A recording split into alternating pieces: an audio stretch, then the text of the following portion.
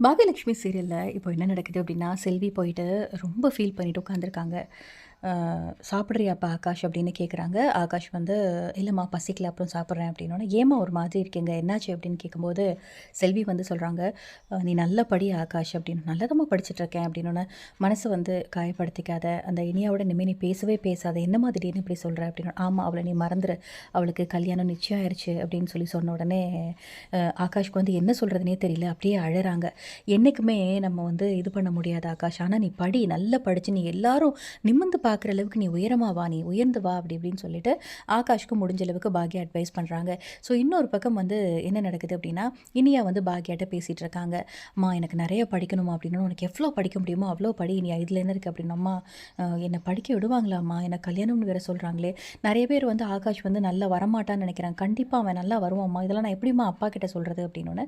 "சரி இதெல்லாம் இப்ப நீ மனசுல வச்சுக்காத. பேசாம படு." அப்படின்ன உடனே எனக்கு ஒரு கால் வருது. கால் வந்தோனே இந்த மாதிரி கோபிக்கு வந்து ரொம்ப மூச்சு திணறல் ஹாஸ்பிட்டல்ல அட்மிட் பண்ணியிருக்காங்க அப்படின்னு சொல்லி சொன்ன உடனே, என்ன நடக்குது இங்க? ஐயோ! அப்பா அப்பான்னு பதறி போறாரு செல்லியன். ஸோ இனியா இங்க வா அப்படின்னோனே, அப்பாவுக்கு ரொம்ப முடியலையாம். வா போலாம். உன்னைய கண்டிப்பா பார்க்கணும்னு சொல்றாரு அப்பா அப்படின்ன உடனே, இனியா நீ போய் தான் ஆகணுமா இனியா? எனக்கு என்னமோ உங்க அப்பா ஏதோ நடிக்கிறாரு, நாடகம் ஆடுறாருன்னு தோணுது.